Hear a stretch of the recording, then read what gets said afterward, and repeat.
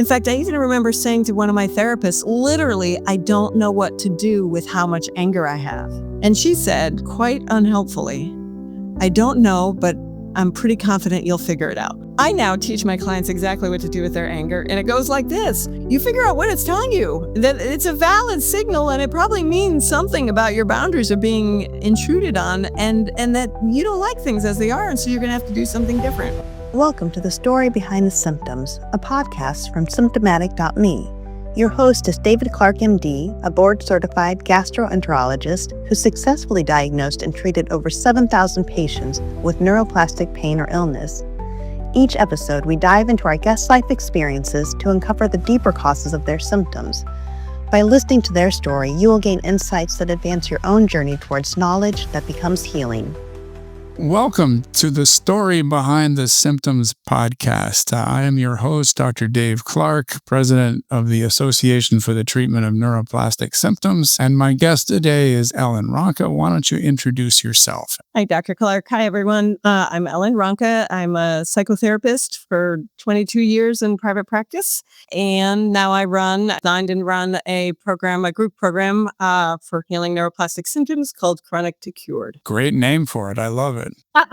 Okay, what we try to do in this series and this podcast is to understand an individual's personal symptoms, and to do that, we like to start at the beginning. When and where did those symptoms begin, and what has been their progress over time? All right. Well, I will say that I did have, knowing what I know now, I did have some neuroplastic symptoms in my childhood, though they were not dominant, and I would have said I had a healthy or felt quite healthy as a kid. So rashes, allergies, and the most obvious one I would say was what we called in my family hypoglycemia episodes, where I would get shaky and very weak and feel nauseous really fast, like just on a dime. And I would feel so terrible that I didn't want to eat, but my mother was convinced it was a blood sugar thing, so I would eat something. And so those happened, fairly, I don't really know how often, but I remember they were compelling enough that I learned to carry food with me all the time. That sounds like a lot.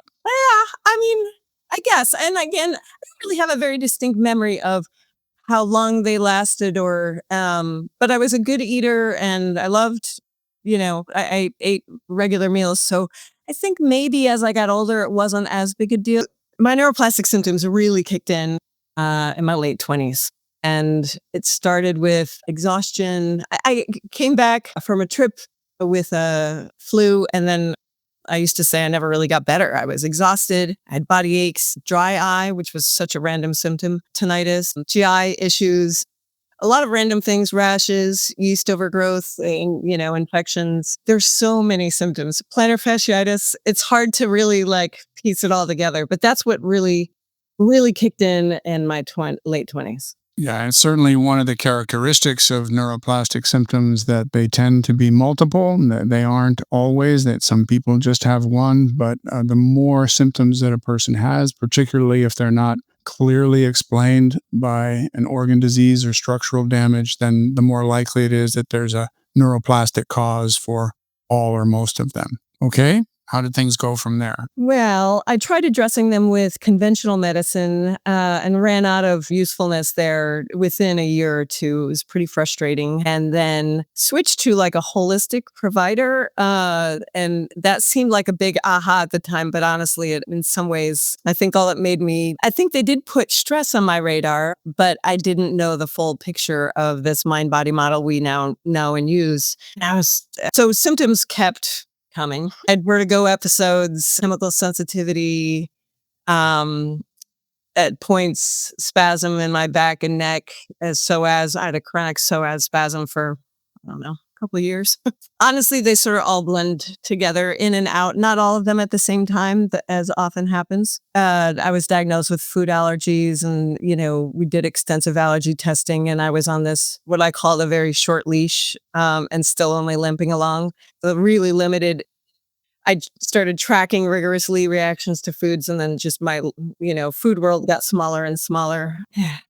Yeah, that has happened to so many of my patients, and it's natural. You eat something, you have a symptom, especially a GI symptom, but can be other symptoms, and you blame it on the food. And it actually probably was just coincidental. It wasn't the food that was responsible, but it's very natural human reaction to want to eliminate that food, especially if the symptom was significant.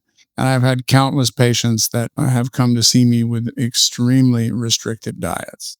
So you're not alone in that process. I know. And here's the problem, once that starts happening and you make a conscious connection, right? Then you actually do develop a conditioned response to some foods. So it's not just necessarily the emotional stressors. Now you're afraid of that food, and the brain does respond.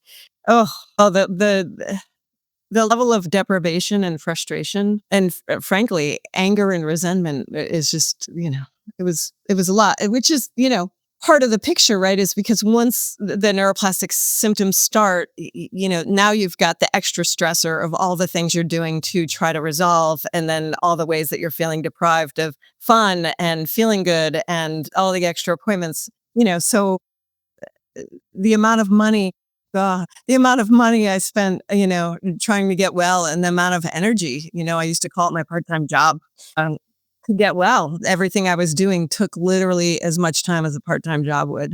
Wow. Two and a half decades. 2.5 decades I suffered. Yeah, it's just, this is why the ATNS exists, is to educate the public and healthcare professionals so that when someone like yourself comes to their office, they know what to do. Anybody who has the number, just the sheer number of symptoms that you had, a neuroplastic process should be at the very top of the list of possibilities. Absolutely. And what's really maddening about it is I was with a holistic provider who was talking to me about stress. I started meditating, doing yoga. I was in psychotherapy the whole time. And I think this is part of what I'm so passionate about, why I wanted to come and tell my story, because I was even working on a lot of the right things. I knew my perfectionism was a problem. I didn't know it was related to my symptoms, but I was working on that, in my therapy, and really so many of my other PPD personality traits, my typical personality traits that lead to neuroplastic symptoms. I was working on that, but I think for me, and I'll just say, my undergrad at Tufts was in biopsychology, and then I got a clinical counseling degree while I was going through all this with holistic emphasis. So it's not like I didn't understand that the mind impacts the body and vice versa. But for me, what was missing is I literally just didn't know how the pain system works. And did we know even about neuroplasticity? If we did, and it had been coined, I guess, you would know better than me, Dr. Clark, but I just didn't understand how neuroplasticity was playing into it, because once they start, right, it's like a nasty little snowball. Yeah, well, it's even sort of beyond neuroplasticity. Their research is clearly showing that approaches like mindfulness and cognitive behavioral therapy, while they do have modest benefits for this condition, they really aren't sufficient by themselves. You have to go after the specific kinds of issues and connections that are capable of being responsible for physical symptoms. So it's a whole different window on the mind using these physical symptoms. It's a whole different kind of psychotherapy that begins with the idea that we are going to talk to you and understand you in a way that will alleviate your symptoms, not help you live with them, but actually alleviate them. And then, of course, the second thing that we do is we want to shift your attention from your body, where it naturally is going to gravitate toward whatever is going on in your mind.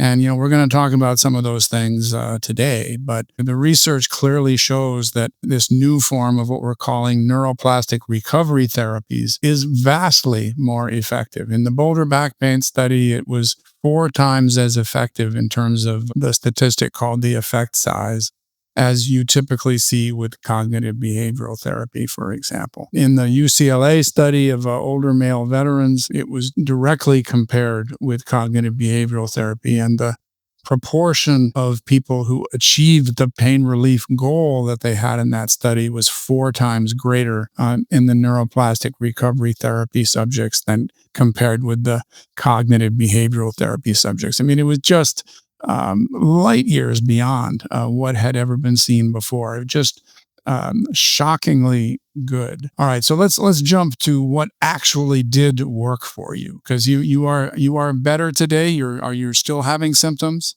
I'm I'm completely better with the exception of I'm still doing, as I call it, the cleanup act on the chemical sensitivity. I'm lots and lots better. Like I was so sensitive.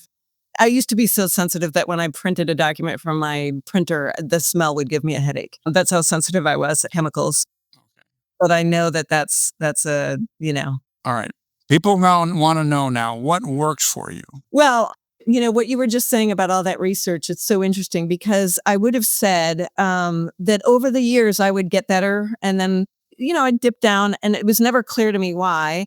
But if I was kind of really working my program, so to speak, which I always was, honestly, because I so badly wanted to get better. I was so intense about it. That was actually, frankly, part of the problem. But it was really when I found PRT, it was like, then it was just easy work. Pain reprocessing therapy, just for our viewers who are new. Right, exactly. By then, I had resolved quite a lot of the fatigue, the exercise intolerance, the body aches, a lot of the food allergies. But, what I didn't mention in my story is that I had 3 concussions in 3 decades. So that was a really big factor that I don't think anyone was even speaking about because that's like injuring the quarterback of your team, right? And even aside from, I don't think in any of those cases, my brain tissue was actually injured, as in you might get in a TBI, but the physiological assault on my nervous system, right? Like the PTSD of anything could happen and I'm not really safe. I was really active. I've always loved to be active, and the fact that I got these injuries made it scary to even do the things I loved. So by the time I had healed quite a lot, I had yet another concussion. That was during COVID too, while all of us therapists were listening to everyone talk about the same thing we were going through. And so I got a concussion while literally months after I went completely telehealth for the sake of COVID. So now I'm looking at a screen, which you really shouldn't do when you have a concussion. It was a mess, but about a year into that, so I had developed significant chronic dizziness and queasiness and off balanceness. We'd call it 3PD, maybe not necessary to define what that is, but neuroplastic dizziness. And when I finally found PRT, then it was short work because I just knew how to target the symptoms very specifically and train out of them. So my process was really messy because, like you were saying, with meditation and cognitive behavioral therapy, yeah, I was getting better over time a little bit, but then life stressors would happen, a big loss or a big life change or whatever. But it was never clear to me that that's what was bringing new symptoms on or whatever. So it's tempting to say PRT worked, but PRT worked really well for the dizziness, but that's what I was applying it to. But long before that, I was really working on all the setup, what I would call the setup from my family of origin. Okay. Right. So, all right, let's go there. Yeah, you want to know that, right? Let's talk about the family of origin because that's always been a big part of my approach to patients. Right. So I would say that there are many factors. This is the postmortem after years of looking at this, years, literally, of therapy. So I'll say, and I know people always want to qualify and say, I had in a lot of ways, very extraordinary parents. They were good citizen types. They really prioritized being good parents, supporting us kids in our education and all of our extracurriculars. And although we middle class, but they really prioritized giving us whatever advantages they could possibly give us. But my parents were PPD I know. What do you call it now? If we don't use PPD, personality traits, the personality traits that set you up for neuroplastic symptoms, my parents really had them. So we don't have to label them. We can just describe them. Yeah. So perfectionists in their own right, they worked a ton. They modeled really valuing productivity. As a family, I really didn't have much collective fun. It was, my parents were working on the weekends or early in the morning or very late at night. That's not to say they were not available to me, though. They really prioritized being there for us kids. It's just that, how to say it, there was a lot of sort of intensity and priority around being good, doing the right thing. In fact, I grew up, my religious upbringing made very clear what the right way to be was. And so I think I grew up with a perfect setup combined with my own temperament, being very sensitive and empathic. I think my parents were so invested in being good parents that even though they never would have made explicit that you need to succeed to make us feel good about our parenting, I think that was sort of in the water we drank a little bit. I think they invested so much in their parenting, in fact, to a point where I think it really was detrimental to them, that there was a sense of loyalty and needing to please them that they probably, if we talked about that directly, they wouldn't have even really acknowledged, because they would have said, we love you no matter what.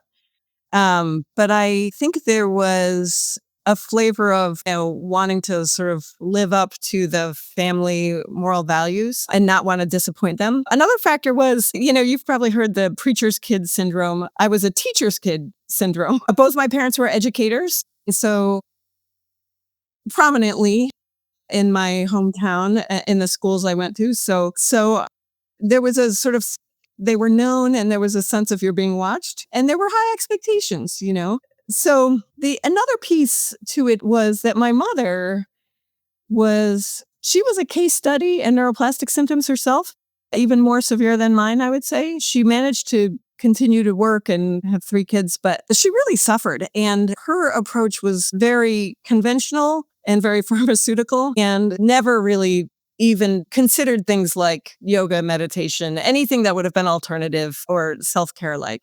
And so I think a big part of sort of what happened, she would even say, you're just like me. Your body's just like me. And I did not want that. And I was like, I don't want what you got going on. Definitely not. No. And I wanted to really set myself, I could see that she wasn't taking very good care of herself. And she'd kind of resigned herself to all these symptoms. And so I wanted nothing to do with that. And I actually think that contributed to an intensity that did not serve me. In the payment processing therapy world, we talk a lot about intensity not helping, actually hurting the healing process. But I was sort of acting in reaction, I think, to my mother's way of dealing with her symptoms, combined with the fact that I really take after my father and he was quite an intense person. So I already sort of had some of that in me. And then in terms of, I was so determined. I do not want these I want to live. I want to succeed. I want to make I want to do what I want to do in the world. And so I really buckled down and I was willing to do anything. That was another thing about my family of origin. Again, a very lovely thing about my family in the sense that they were, they really valued doing the right, good thing, but kind of with a dogged perseverance. And I'm getting that. I learned that. Oh my gosh. So, almost like I had this belief system, which of course took a while to figure out, but like if it was hard, it was the right thing to do, not. So my parents didn't have the capacity to teach me how to figure out what I really wanted. They were really good at teaching us how to do what you should do. Yeah. And how are you supposed to figure out who you are in an environment like that? Yeah. I am guessing that a child in that environment would have felt at least partly responsible for her mother's health and would have felt like, not only do I need to be good to please my parents, but I also need to be good so that they feel good about themselves as parents, so that everybody who's watching me recognizes that I am doing well, and to possibly alleviate some of my mother's health problems by not being an extra burden for her. And you put all of that together, and it is, as I sometimes describe it, like being an Olympic weightlifter who's got 50 pounds more than the world record for their weight class carried around on their shoulders. Yeah, it's interesting. I don't know that I ever felt like I had to relieve her health problems, but I will say that I was parentified. So my parents didn't have a great marriage, best I could tell. And when they had conflicts, she would talk to me. So that's more weight on the Olympic weightlifter. It's the setup, right, for becoming a therapist. Yeah, you're not supposed to be a therapist when you're a No. grade school. Unequivocally not. Correct. And not only that, but it puts you in conflict, right? Because I was told all the time I was just like my father, but my mother's complaining to me about my father. And, there was a certain level of alignment with him, in any case, there was a lot of, right, sort of when I was very young, being mom or dad's helper, I get a lot of strokes for helping. I don't think I felt over responsible per se for their feelings, but I think I was sensitive to everything that was happening. And, the family value was do what you're supposed to do. Yeah, of which there's virtually no limit. I mean, you're essentially either you can think of it as being on a treadmill, you never step off, or that whenever you jump over a particular high bar, the bar gets moved. And I guess, I think this is the part that I think was so confusing for me and part of what took me so long to heal is that they wouldn't have said that. In fact, I even remember this one moment, I think maybe it was middle school, when my father dared me not to study for a test. He probably figured I was going to get an A anyway, because I did well in school. I did well in sports. I did well in music. So I think he saw this problem, and I give him credit for that. But my parents really, in a lot of ways, were emotionally immature. I use that term that comes from Dr. Lindsay Gibson. I use her work a lot with my clients because I think as I sort of did the postmortem on my experience, my family of origin, what I would say is that my accomplishments were seen, which then therefore trained me to really think in terms of accomplishing, right? And productivity and success instead of really being seen in my emotional experience. My parents, they didn't really have that capacity to do that. And I think what that does, because I see it all the time with my clients, and honestly, I think this actually sets up real complex cases for neuroplastic symptoms. Just like my situation, I don't think you need actually trauma. I don't think you need. No, you do not. Right. Yeah. And I think in my case, emotionally immature parents, they can't really see and attune to the emotional experience of their kids. And what that does is makes it really hard, one, to know yourself, and two, to trust yourself, and three, to process your emotions, right? Oh, those are all three connected very clearly. Completely, right? And so on the one hand, I think what was hard about kind of cracking the code on my neuroplastic symptoms is that wasn't all that obvious to me because I was doing really quite well, sort of in objective terms from the outside. Well, and plus, none of us has a parallel life to compare ourselves with. You're right in the middle of it. These are the two most important people in the world to you. And, you're going to be focused on achieving. And so any emotions that you might have along the way are just going to get in the way of that. So, the emotions just get buried, as you very well know. Agreed. And in contrast, again, I was always told I was like my father, and he did shut down his emotions. They're inconvenient. I would say that. They're fat. They're great indicators and guidance tools, but they are inconvenient until you learn how to process them. And I just didn't have. It's not only a skill to be able to attend to your own feelings, to name them, to be able to process them, to feel safe feeling them, all that, all stuff I teach clients. But it's also a skill to be able to teach your kids that. And a lot of parents just don't have that skill. They're very well-meaning, right? Oh, yes. This is such a challenge, too. It's an extra challenge when you have parents that wanted the best and were doing their best as they saw it. And you're right. And had no idea of what they were doing to their child. Completely agreed. And I really honor, they made so many sacrifices, my goodness, so many, right down to, choosing a place for us to live where we could really romp and have a true childhood and play, creatively outside, plenty of kids to play around. Not really where I think either of them really wanted to live, but they chose that for us. So I think actually the truth is that those sacrifices, even though they did not hold those over our heads, I think they felt burdensome in the sense that I've got to sort of live up to the sacrifices that they made, or make them worth it. I think at least that's how I metabolized it. Maybe a child with a temperament would have metabolized it differently. Yeah, no, it's makes perfect sense. It's just another source of weight on your shoulders.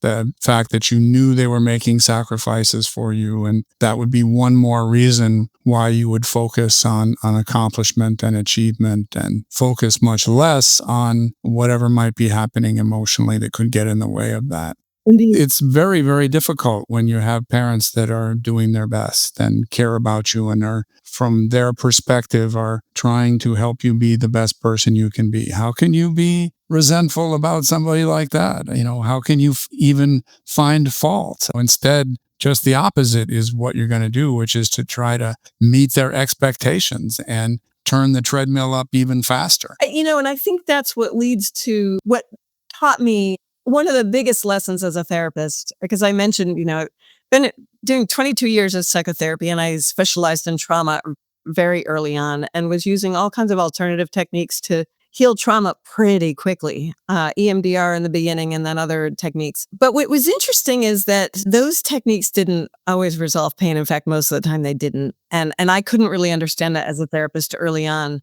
Now, knowing this model, I know that really it's, at least the way I've come to think of it, is the issue is not the extent of trauma. The issue is the extent of inner conflict. And very often when you have big traumas, you have big inner conflict for sure, no doubt about it. But in my case, what was so confusing, and I think this is true, a lot of the clients that I have are very complex cases, but say the same thing. I don't have any trauma. Like my parents did this good job thing, right?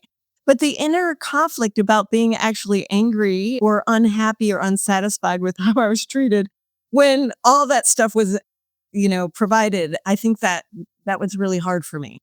That is, for my patients, it's probably the single most difficult task is to recognize and to feel that you can be really angry or resentful or both at somebody whom you also care about, at somebody who was doing their best. And, how do you resolve that? And that's a huge part of relieving the symptoms, is to recognize that our minds are trying to communicate this anger and resentment, and they're doing it via the body. But yeah, very, very difficult. A lot of my patients, I have them write a letter to the parent or parents who mistreated them, not to mail it, just to write it. And they put down all the good stuff that they can point out and remember, but they also put down all the things that they're resentful about. One of the ideas I like them to have in mind when they're writing this letter is to imagine a child of their own growing up in the same environment while they are forced to watch, even for just a week or 10 days. I don't know if you have any kids of your own. Imagine a child you care about, whether it's your own or a niece or nephew or the young kid across the street. Imagine them in your childhood environment and you're watching, but you can't do anything about it. And what are you going to observe in that environment that you're going to find uncomfortable or is going to make you sad or angry to see it? Yeah, I think I know that I've heard you say this before, and I don't know that it would have worked with me. Okay. Maybe a couple of my clients. And here's why, is because, how long is it? I think it's only about 5, maybe 8 years that I've come to the appreciation for the power of empathy as what I call the currency of love in a relationship. Unequivocally, I think empathy is the most important thing anyone can give a child or any human really that you're in relationship with.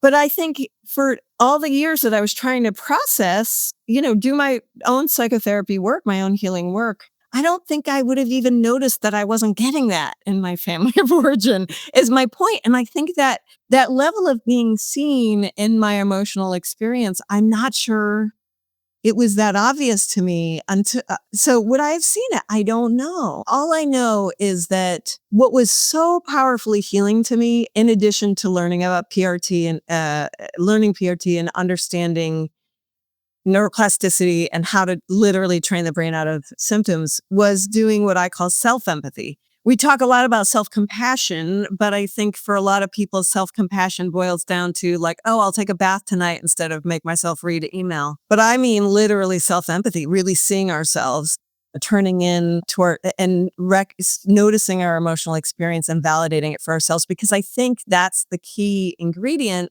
that very often doesn't happen even in good families. Because I watch all the time, I'm a big fan of the beach now because I found my jam, but I'll be at the beach and I watch parenting happen all the time. And very often parents are just sort of annoyed that their kid's having a meltdown instead of really tuning into what's happening with the kid that they're having a meltdown and tuning into whatever the emotion and the problem is, right?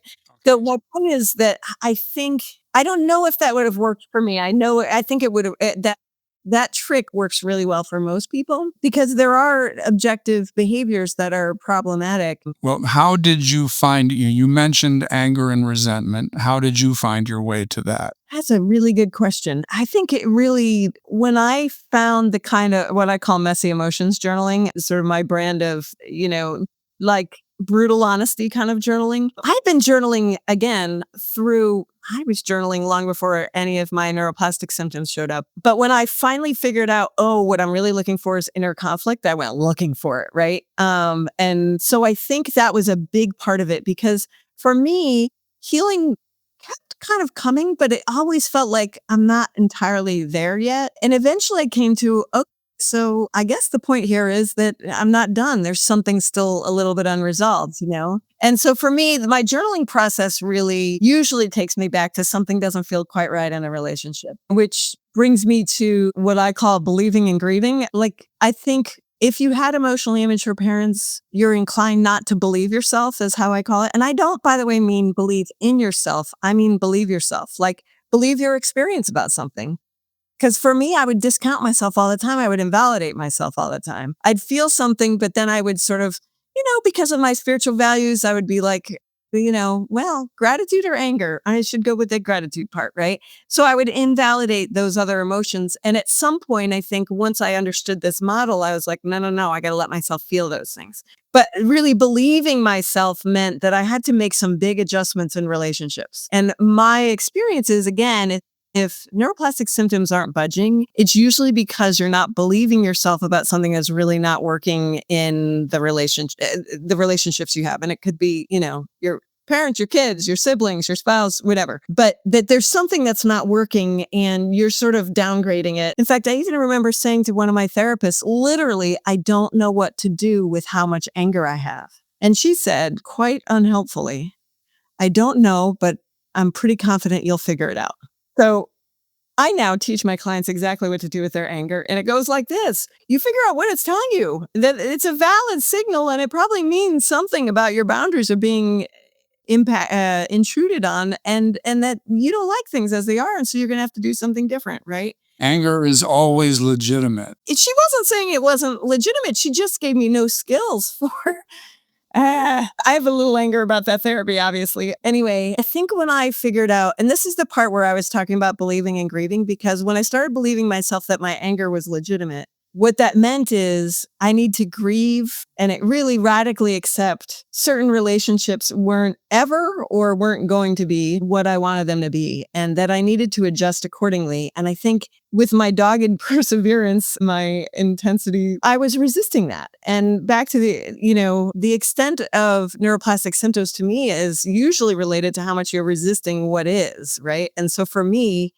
I was so really just trying to make certain things work and keep subjecting myself to things that didn't feel right, that I think once I decided that, that's related to these symptoms. Oh, in that case, I'm going to do something very different because I'm really tired of spending time and money and having my whole life, in this tiny little box because of my chronic health problems. No. If it means disappointing people, if it means really readjusting my relationships and they're mad at me, oh well, there's where my perseverance, I often say like, what we just need to do is funnel these personality traits into the right activity and you can keep them as long as they're directed in the right direction. So for me, then it was a matter of, okay, finding the courage to make other people mad and honor my own anger about how things were going in my relationships. And that was a huge turning point. But I don't think that was the only one. I will say finding Brene Brown's material, Dr. Brene Brown, who studied studies shame, really made a massive difference for me because I really think that shame undergirds most neuroplastic symptoms, maybe all of them. I don't know. But I very often think that very often it's missed. It certainly was missed in the therapies that I was doing with my therapist, because I think a lot of people think of shame as you believe you're worthless. And I feel really strongly about making a distinction.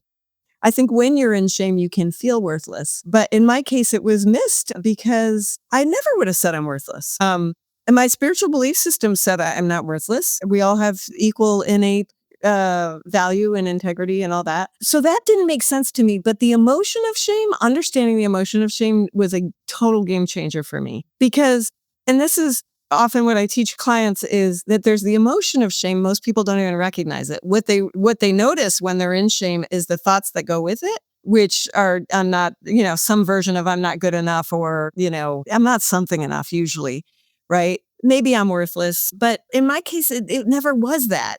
And so I missed it. The shame was a massive problem, but I didn't know how to deal with it. Now I know. So here's what I used to do is I used to argue with shame. And I think that's what a lot of people do. They try to talk themselves out of the message of shame because shame is such an intense emotional experience. It kicks off a bunch of thoughts about ourselves, but they're not the same as the emotion of it. And if you try to argue with the thoughts, it just doesn't work. Affirmations do not work. Trust me, I did them diligently for years. What really works is empathy for the shame. And that was a game changer when I figured that out. I'm not even sure I read that from Brene Brown, but eventually I figured out if I see myself in my shame, my suffering with the shame, then I'm giving myself kindness. And then all my inner harshness. The same therapist, actually, one really good thing she did, maybe the best thing she said, Ellen, I don't know. I think it was the end of a session. She said, I don't know anyone with a harsher inner world than you do. You have. Yeah, and I remember. Which completely fits with the experience you had as a kid, that trying to live up to the many pressures in that environment would have been physically impossible, emotionally impossible. I mean, really, and it's so funny because when she said that, I thought, I'm used to excelling at things, but I'm not sure that's something I want to excel at. And it really made me stop in my tracks. But again, I wouldn't have called that shame. I do think I had a lot of shame, but I would not say that I had a belief in my unworthiness or worthlessness. All right. Our viewers are going to want to know, what was the shame about specifically? And before you answer, I just want to say that the 5 major negative emotions, I've seen every single one of them in many people be responsible for physical symptoms. It's usually anger that seems to be the most common, at least in my practice, but shame absolutely has been there for many of my patients. So what I think our viewers are going to be asking themselves, or asking of this podcast right now, is what was the shame about?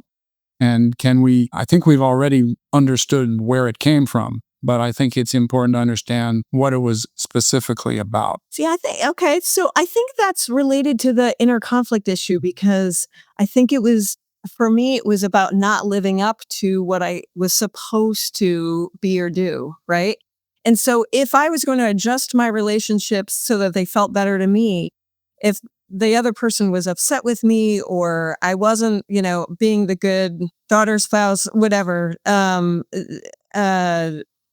way I think about shame is it very often happens in the context of relationship. In other words, how we feel about ourselves in reference to relationships. And so because I had this sort of codependent style, I think it put me in shame to even think about doing something contrary to what I thought I should be doing. And there was always sort of like, I haven't done enough, right? Like I could accomplish more. Yeah, it's, you're on the treadmill and you can never get off, and somebody always seems to be turning it up faster. So how do you overcome that? How do you decide, you know what, you are not going to shame me anymore? I love your question. I'm so glad you asked because I feel so strongly about teaching people how to resolve shame because I really do think it's a beast that needs to be tamed. And I really believe that shame is just a neural network like any other neuroplastic symptom. So in other words, you've just learned it. It's learned. And on the one hand, we all have some shame where it's part of our equipment. And unless you're a sociopath and we don't want to, that's not what we want. So we're going to have shame sometimes. What I learned is, again, engaging in shame, arguing with it is like engaging any obsession with a compulsion. It feeds it. And I've been doing that for years. When you're trying to prove to yourself that you're okay, that you're good enough, that you survived and therefore you're a good person, all you're doing is feeding that idea that I have to somehow measure up. So what I figured out, and this really came from Brene Brown's first TED Talk, a lot of people miss it. It's the nugget of the whole thing. She says the people who believe they're worthy have just decided to believe it. Yes. And when I heard that and I really took it in, I was like, I could do that. And so thereafter, I was like, I'm just not going to entertain any ideas to the contrary. I just think that's a baseline. It's what it is. It's true. Well, I love that. And then what I say is you act as if, right? That's one of the slogans from 12-step movements. Fake it till you become it, right?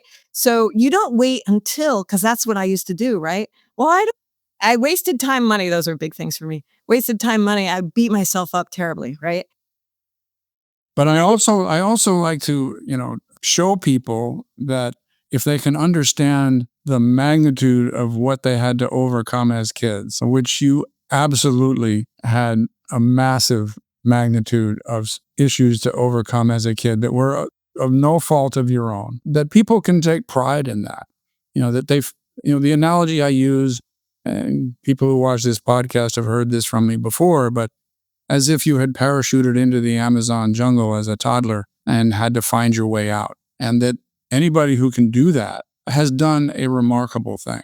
And that can support the idea that you deserve to be proud of yourself instead of the opposite. I really appreciate your validation of the suffering of my childhood. That said, I think one of the things that's even hard, even as I hear you say it, is I had so much privilege in a lot of ways, right? Like my parents sent me to college and, I grew up in a very safe neighborhood and all that. So in some ways, it doesn't feel, like on the one hand, I do validate my own suffering. On the other, I think one of the downsides of being a therapist is all day long I hear about people's severe trauma because I'm a trauma therapist, and I was always like, why is my body responding like I'm a trauma survivor? Yeah. But I'm No, other people had it worse. Therefore, my suffering couldn't have been too bad. right. And that's a completely false logic.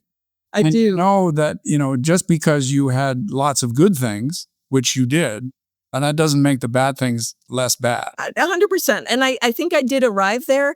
But even still, I don't even think sort of claiming that I sort of succeeded in overcoming. I mean, I can look at myself and say, I'm really proud of myself for working so hard on my recovery and getting to where I am and making all the change. I think healing from neuroplastic symptoms, especially as many layers as the ones I've had, takes tremendous courage. You show me someone who's healed from neuroplastic symptoms, Yes. and you're looking at someone who has demonstrated tremendous emotional courage, mostly because of the changes it requires you to make in yourself and your relationships. And, my hero Richard Rohr says, two things. Most people don't volunteer for transformational work. Usually one of two things, great love and great suffering. And, for those of us with neuroplastic symptoms, it's the suffering. But I will say, let me, to finish the story on cracking the code on shame, because I feel really strongly about this, really trying to prove to myself I did it for years, that I was good enough. And you would have thought I had plenty of material for that, right? It didn't work. Because when you're as committed to perfection as I had been, it just doesn't work.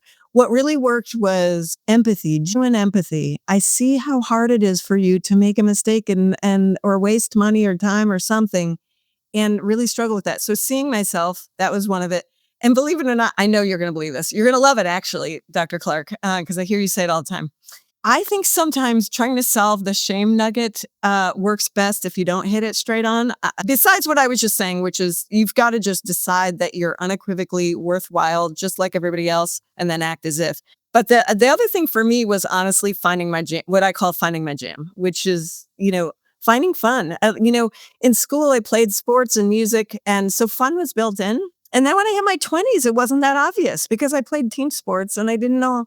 And then once the neuroplastic symptoms kicked in, it was harder because I loved moving my body. It was harder to get access to that fun. Throw some food allergies in and eating out is out of the question. It's hard to find fun. But for me, I think a huge turning point was discovering my jam, really giving myself permission to, spend endless hours at the beach on a good beach day and time with no purpose but your own joy. And when I see my patients doing that, I know they have turned a corner. It's true, because I think somehow for me, it's also a good night of dancing. So so it just changes my perspective, right? Like when you have endorphins running, when you're high on endorphins, your perspective about your to-do list like just really changes. So that was really big deal for me. And then I guess one other turning point I will say, this was a brutal turn of events. I was really just doing so much better because I had discovered neuroplasticity through DNRS, dynamic neural retraining system. I think the system is missing some important things, but it clued me into neuroplasticity. So I was really coming along in my healing well. And then I mentioned I had my concussion. And so I had this chronic dizziness. And because I knew about neuroplasticity, and because literally my brain felt like it was broken from this concussion. There were so many things. I don't even know if it was a very severe concussion, but all I can tell you is that I never felt so bad. Everything hurt, anxiety went up, all kinds of things. And I had heard about this neurorehabilitative optometrist, cutting edge therapy based on neuroplasticity, helping you find new neural networks to do the same thing using eyeglasses, blah, blah. And so I spent a bunch of money in the middle of COVID, flew out to see this world-renowned expert who was going to prescribe glasses for me that would help fix my brain. That, again, at the time, I really thought, okay, I've really damaged my brain through this concussion. But rather than it being a detour, which just sounds like getting off the highway and taking a longer route, I literally, Dr. Clark it was like I got off the highway and went back in the opposite direction, going, 70 miles per hour. Because what those glasses did is they backfired for me. I think they work for a lot of people. Yeah, it was a return to the biomedical approach to the symptoms. It was, I guess, but it was built on neuroplasticity. And again, she was working with the autonomic nervous system. So to me, at least on the outset, it sounded like it fits with this model. But the problem is what it made me is far more hypervigilant visually. Yep. And by then, after a few months under that treatment, honestly, I know. the symptoms. So, but that's the good news of it. And it's painful to even think about the time, money, and whatever, but massive setback. That led me to start PRT. And PRT, working on when I gave up on the glasses and worked on the dizziness symptoms very directly. It took a year in my case because I had literally been training my brain into hypervigilance using these glasses. Really backfired. Talk about neuroplasticity gone awry. But using PRT was so dramatically effective on that chronic dizziness. It was uncanny. But that actually is a big part of why I really believe in having an expert, a coach, therapist, somebody who can guide you, because I think had I had one in my life, I wouldn't have done that treatment in the first place. And by that time, like my vestibular system really, I don't know that I would have just using this model. I did use this model to heal, but I needed a vestibular expert to show me what would be a graded exposure to heal out of that dizziness. She understood this model, and luckily, she said it might take 6 to 12 months. In my case, then it did take about 12 months. But anyway, it's fully healed in that front. I dance all the time, can do as many turns as I like, and no problems there. So that's a testament to the amazing power of the brain to heal. Yeah, it's an extraordinary story that you have, and the amount of physical symptoms and emotional issues that you have overcome has been extraordinary. And this is why I like to do this work, or why I love to do this work, is that my patients are my heroes because they have had tremendous struggles with things that they weren't always consciously aware of and not able to put into words. And those are among the most difficult struggles a human being can have. And yet they have eventually succeeded. Some of my patients, even after many decades, like yourself. So thank you so much for being with us today and sharing your story. I know everybody who hears this is going to learn a tremendous amount from it. We haven't had in the podcast up to now anyone who struggled with shame as much as you did. I think that's going to be a tremendous source of insight for many people, because it's a key emotion that afflicts many, but it isn't talked about as much. Thank you. All right. It was a pleasure. Thanks for having me.